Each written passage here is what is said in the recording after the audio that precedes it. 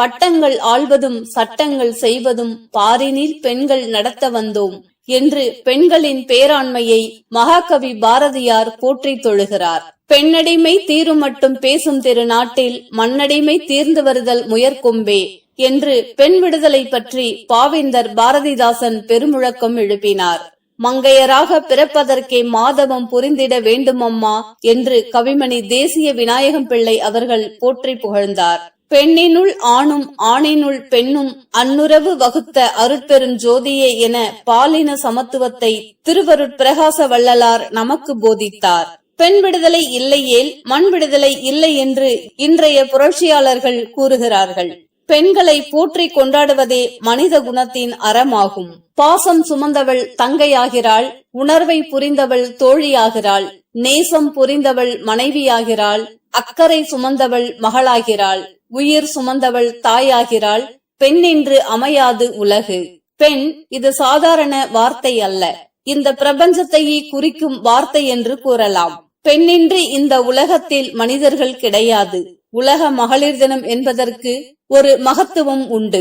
பல்வேறு தினங்களை நாம் வெகு விமர்சையாக கொண்டாடினாலும் அன்னையர் தினம், மகளிர் தினம் என்பது ஜாதி மதம் நாடுகள் கடந்து அனைத்து மனிதர்களும் கொண்டாடிட வேண்டிய முக்கிய தினமாகும். இதை நாம் அனைவரும் மிக சிறப்பாக சந்தோஷமாக பெண்களுக்கு நன்றி தெரிவிக்கும் தினமாக வெகு விமர்சையாக கொண்டாட வேண்டும்.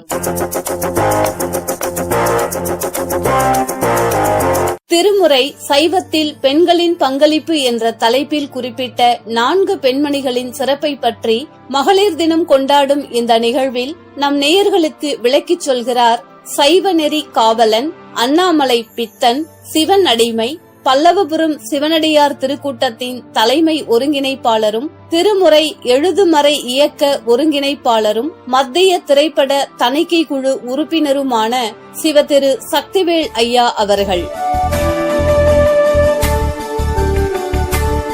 சிவாய நம.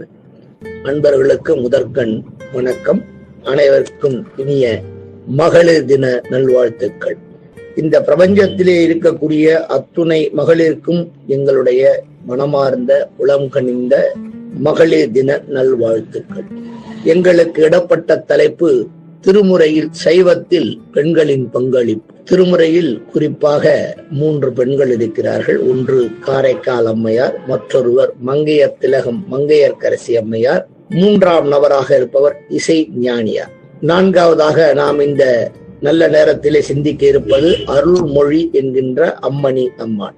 நாம் வணங்கும் நம்முடைய பரம்பொருளாக இருக்கக்கூடிய இறைவன் தமிழகத்திலே பேரொளி பிழம்பாக இருக்கக்கூடிய பஞ்சபூத தலத்திலே நெருப்பு தலமாக இருக்கக்கூடிய அண்ணாமலையிலே தன்னுடைய இடபாகத்தையே முழுமையாக சரிபாதியாக பிரித்து கொடுத்தவர் நம்முடைய பெருமாள். வலபாகம் ஆண்களுக்குரிய பாகம், இடபாகம் இருதயம் இருக்கக்கூடிய இடபாகம் பெண்களுக்குரிய பாகம். அதனால்தான் இதயத்திலே எப்போது எல்லாருக்கும் கனிவு இருக்கு. கேட்டவுடன் கொடுப்பது ஆண்களின் இயல்பு, கேளாமலே கொடுப்பது தாய்மையின் சிறப்பு. அந்த தாய்மையும் பெண்மையை போற்றும் விதமாக இந்த நல்ல நேரத்திலே அத்துணை பெண்களின் திருவடி தாமரைகளையும் வணங்கி நம்ம இல்லங்களில் இருக்கக்கூடிய பெண்களை மட்டுமல்லாமல் மனையாளை தவிர மற்றுமுள்ள அனைத்து பெண்களையும் தாயாகவும் சகோதரியாகவும் குழந்தைகளாகவும் பார்க்கக்கூடியது நம்முடைய சைவ பண்பு. ஆகவே தான் தன்னுடைய தங்கைக்காக ராமரின் மனைவியாக இருக்கக்கூடிய சீதையை கவர்ந்த ராவணன் அந்த சீதா பிராட்டியின் மேல் தன் விரல் படக்கூடாது என்கின்ற காரணத்தினால் அந்த அவள் நின்ற இடத்தையே பேர்த்தெடுத்து சென்றான். அப்படிப்பட்ட பண்பாளர்களும் பெண்களை போற்றக்கூடியவர்களும் வாழ்ந்த இந்த புண்ணிய பாரத பூமியில் திருமுறையில் வரக்கூடிய பெண்களை பற்றி காண்போம். வாருங்கள். முதற்கண் நாம் சிந்திக்க இருப்பது காரைக்கால் அம்மையார். காரைக்கால் கடல் துறைமுக நகரம் என்பது எல்லாருக்கும் தெரியும். அந்த நகரிலே புனிதவதி அம்மையார் தோன்றினார். தந்தையார் தனதத்தர். நாகப்பட்டினத்திலே பரமதத்தனுக்கும் நம்முடைய புனிதவதி அம்மையாருக்கும் எல்லாம் அல்ல பெருமானின் திருக்கருணையினால் இனிதே திருமணம் நடைபெற்றது. குழந்தை முதலே அம்மையார் பரம்பொருளாக இருக்கக்கூடிய பரமேஸ்வரனின் திருவடியே நீள நினைத்து கொண்டிருந்தார். எந்த நேரமும் சதா சர்வகாலமும் சிவனுடைய நாமத்தையே சொல்லிக் கொண்டிருந்தார்.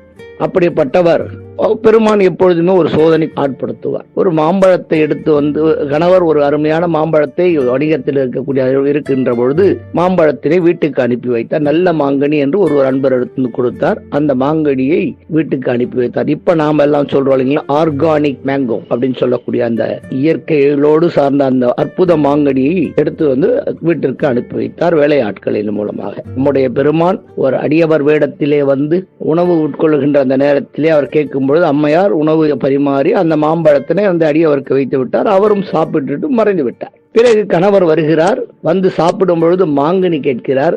அம்மை என்ன பண்ணுவது என்று தெரியாமல் உள்ளே பூசை அறைக்கு சென்று, என்ன இது சோதனை, பெருமானே அடியார் வந்தார், அவருக்கு சாப்பாடு போட்டு மாம்பழத்தை கொடுத்து விட்டேன், என்னவர் வந்து கேட்கின்ற பொழுது நான் எப்படி இல்லை என்று சொல்லுவது, என்ன நினைப்பாரோ, வேற்றொரு மகன் வந்து சாப்பிட்டால் அவருடைய ஆண்களுடைய புத்தி அந்த மாதிரி போகிடுமே அப்படின்னு அந்த அம்மையார் கேட்கிறார்கள். பெருமான் உடனே ஒரு மாம்பழத்தை கொடுக்கிறார். அம்மையார் பரிமாறுகிறார். அவரும் சாப்பிட்டு விட்டு, அவர் ஏற்கனவே ஒரு மாம்பழத்தை கடையிலே வைத்து சாப்பிட்டு விட்டார். அந்த மாம்பழத்தை வைத்து சாப்பிடும் பொழுது இது நன்றாக இருக்கிறதே, 2 பழம் இன்னொரு பழம் கொடுங்கள் என்று கேட்கிறார். அந்த பழத்திற்காக திருப்பி இறைவனிடத்திலே கையேந்துகிறார். இறைவன் மற்றொரு பழத்தையும் தருகிறார். இந்த பழம் அந்த பழத்தை விடையும் அருமையாக இருப்பதால் இது என்ன எப்படி சாத்தியம் என்று கேட்க, இரண்டும் ஒதில் வந்த. அப்புறம் பெண் பொய் சொல்லாதவள், கற்புக்கரசியாக இருக்கக்கூடிய காரைக்கால் அம்மையார் தன்னுடைய கணவனாக இருக்கக்கூடிய பரமதத்தனிடம் உண்மையை சொல்லுகிறார். ஐயா, இதுதான் நடந்தது.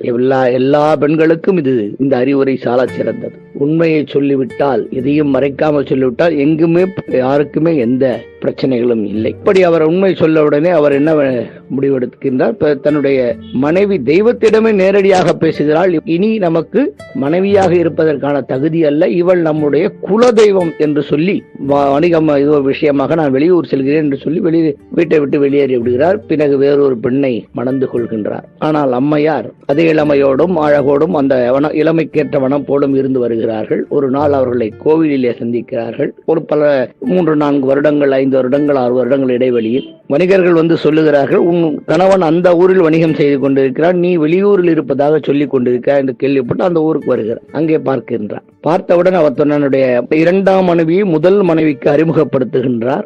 இவர் நம் குலதெய்வம்.